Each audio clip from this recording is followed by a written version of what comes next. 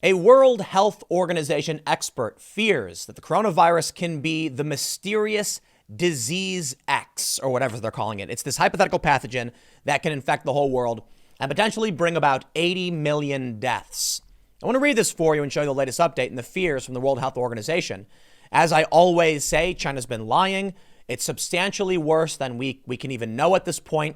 Of the 25,000 cases that have been resolved, 10% of those have died. So take it for whatever it is.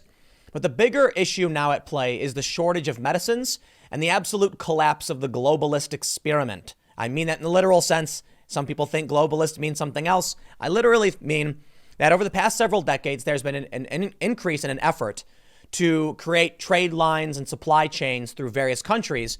And one of the arguments was that trade will stop war. The problem is, as we dissolve borders, it becomes incredibly hard to control for, well, dangerous extremists and also a massive, pandemic like we're seeing now with the coronavirus. Or I don't know if they're officially calling it a pandemic yet, but I think it's fair to say we're basically there. Many people think it's going to get much, much worse and will be considered at some point a pandemic. It's funny to me, as I mentioned the other day, that you have people advocating for open borders entirely. And it's not just the left. You've got libertarians who argue the same thing. And now we're seeing these globalist ideas being put to the test because we didn't have a major or massive pandemic in the past several decades. We've had some, we have flu and stuff like that. But if this actually extends the entire world and we can't control for it because we've created lax borders, and it shows us that it just doesn't work. But more importantly, whether or not we actually think we should have strict borders, the problem is, as most of our medicines, or at least a large portion of our medicines, are being produced in China, along with many other goods, and China is completely locked down, we're going to be in trouble. So what's going to happen now is people are going to become more self-reliant. They're going to rely on local production because they have to. Necessity is the mother of invention. You can try and argue for these trade lines, Trans-Pacific Partnership, NAFTA, whatever.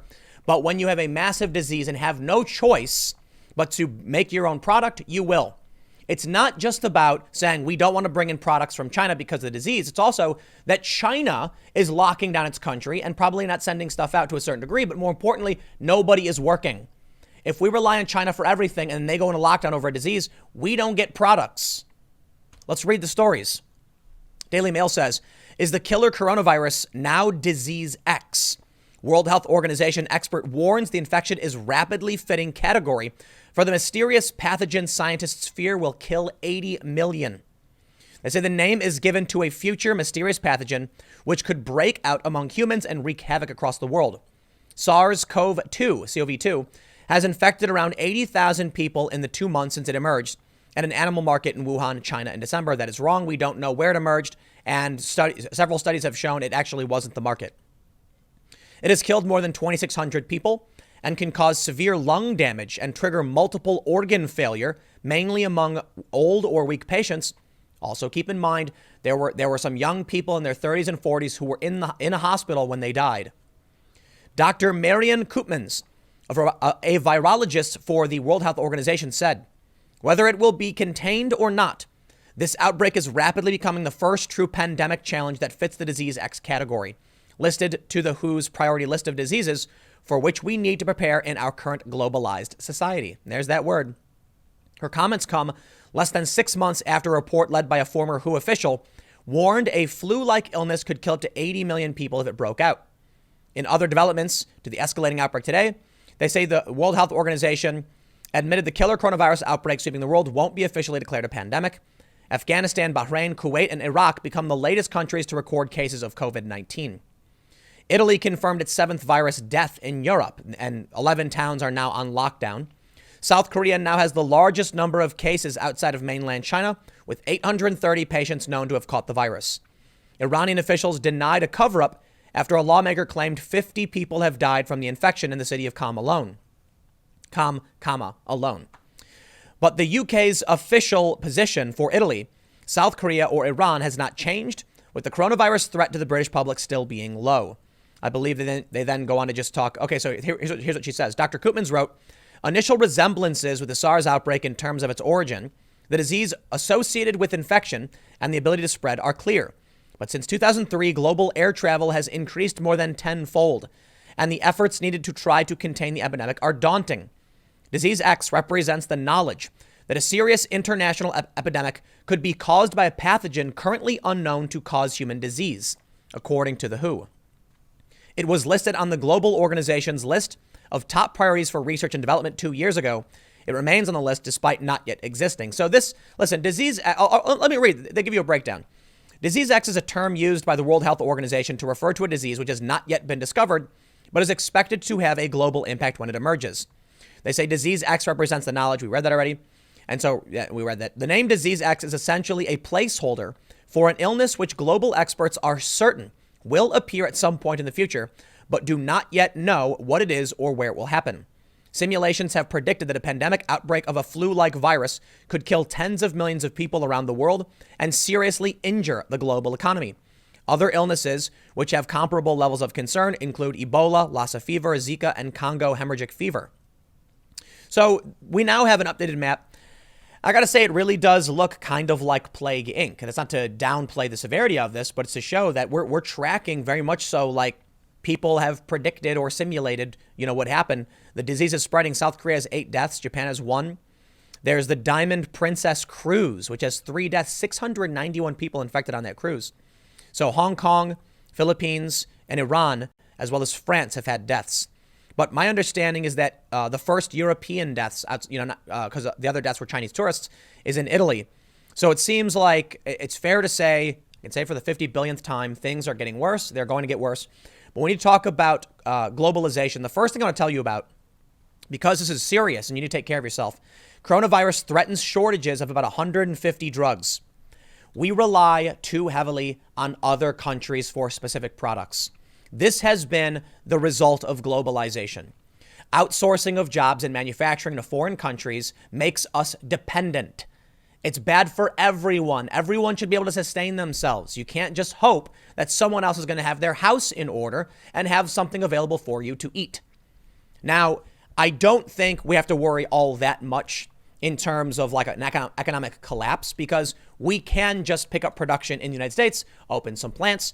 I think in the end, this might actually be really good for the U.S. economy in, taking the severity into account of the potential for death.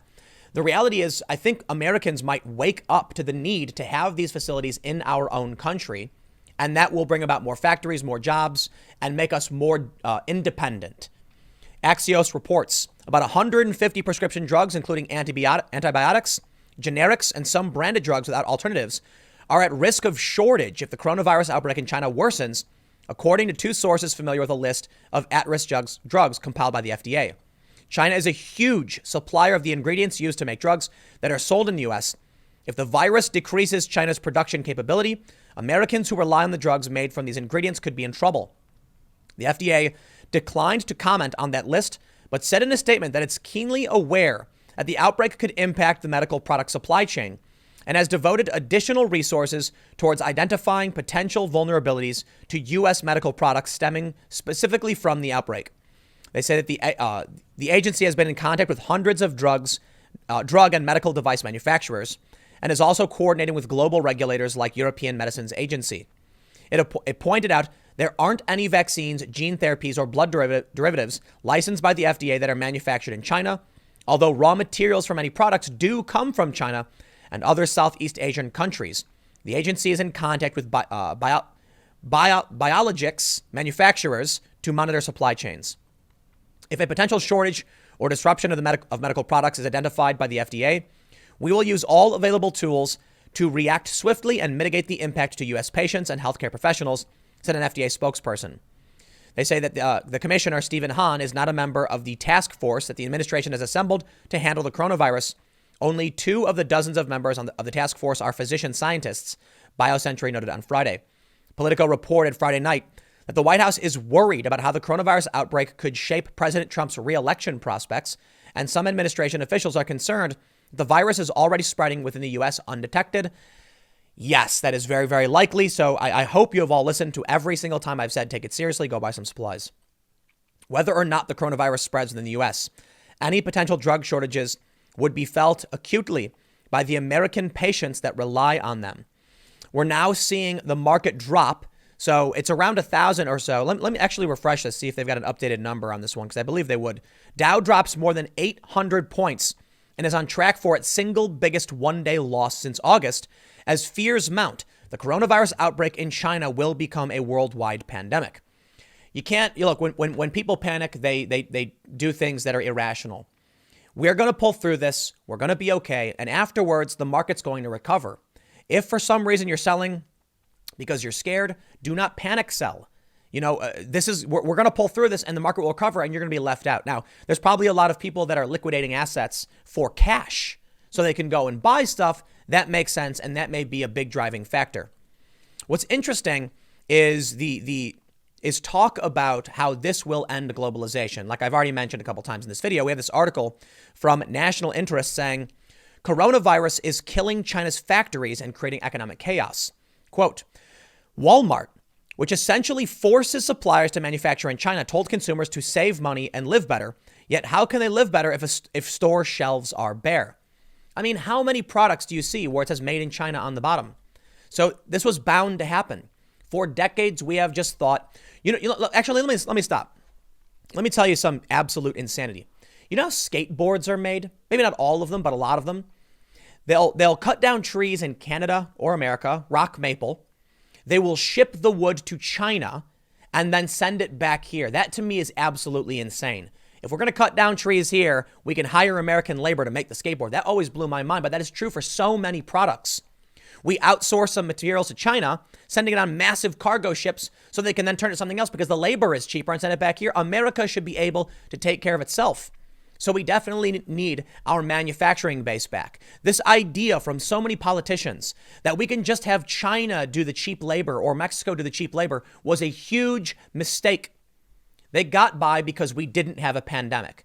So up until the disaster actually occurred, they were fine. The plan was churning along. They were making, cold hard cash, talking about how these trade routes were expanding. It was a good thing. And now we get this. This is going to increase nationalism, but it's going to increase outside of the political nature of nationalism. This will do good things for many, many countries. You need to be independent.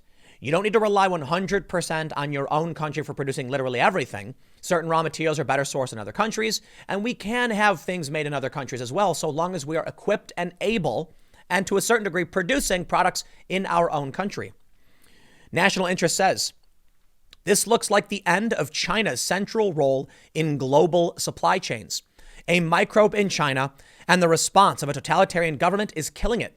Americans are angry. I was on the phone with leaders from several hospitals in New York, and they told me that they had contracts with Chinese companies where they were waiting on things like plastic gloves, masks, all of this stuff, where they were on the ships on their way to the U.S. And the Chinese government said, no, turn around. We need this stuff, said Maria Bartiromo on her Fox Business Network show, Mornings with Maria.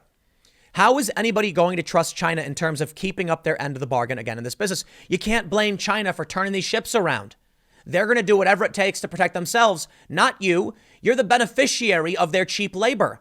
When it comes to their survival, they'll say, thanks for the money, but we need this stuff to live. You need to make sure you have this in your own country. Makes sense, right? The influential television anchor is voicing a concern heard throughout America these days. Peter Navarro, who appeared on her Fox News Channel show on the 23rd, provided more reasons for cutting links to Chinese suppliers. China put export restrictions on those masks and then nationalized an American factory that produces them, said President Donald Trump's director of trade and manufacturing policy, referring to N95 masks used for protection against COVID-19. I have no sympathy whatsoever for an American company who sets up a factory in a foreign country and then it gets nationalized and you get booted out. Remember what happened in Venezuela? Come on. When these regimes take over, you know what they're going to do when the disaster hits. You will get no, special favors from them. They're going to say, you built the factory. Congratulations. You spent the money. Now it's ours. Because when it actually comes to survival, we know where the chips will fall. The coronavirus has exposed a critical vulnerability. Americans at the moment are short of N95s. These are the special masks you need to wear. And that is not the only type of mask they need. Factories in China cannot open for, among other reasons, lack of industrial masks. So Beijing has taken steps to keep these Chinese-produced items in the country. Industrial safety masks have been banned from export from China. Jonathan Bass, the owner of Los Angeles-based PTM Images, told me last week. China has shown us that they will ban the export of masks for the protection of their own people over the protection of all people. What do you think? You think nationalism is unique to Donald Trump? China's not going to give up supplies they need. This shows us that America is extremely vulnerable to China's whim of cutting exports for health and safety related products. What's next? Pharmaceuticals to save lives, rare earth metals, shoes. Man, I've been saying this for a long time. You want to talk about the real threat of World War III and what's happening with China? Because so much of our goods are manufactured there, if they declared war for any reasons overtly and cut us off, we would be in serious trouble. All of a sudden, they could stockpile, fossil fuels or whatever resources they need and then say, now that you're dependent upon us, done. You get nothing. And then we panic and struggle to try and come up with the resources we need in a real conflict. Whatever the goods, the disruption in supply will last longer than most analysts think. Giant container ships are skipping Chinese ports or are leaving only 10% full. At the port of Long Beach, Bass tells me container traffic is down 40%. That's the result of closed Chinese factories. Chinese factories were scheduled to reopen February 9th, 10 days after the end of the Lunar Year holiday. Yet as Samina Mistranu, who writes for Forbes on the Chinese manufacturing sector, notes, many plants remain closed. She cites a situation around Chengdu, where authorities require factories to provide 2 masks daily for each worker. In order to start production, a plant must show it has a 2-week inventory of masks. Masks are unavailable. So in one cluster outside the city, only 5 of about 50 companies have gone back to work. It appears the one general exception to the slow start are state defense industries. Who would have seen that coming, huh? Even if factories could operate at full blast, logistics businesses are not. Warehouses are shut, making shipments extremely difficult. Moreover, as Bass points out, containers are now left sitting on the dock at the Tianjin and Ningbo ports for extended periods.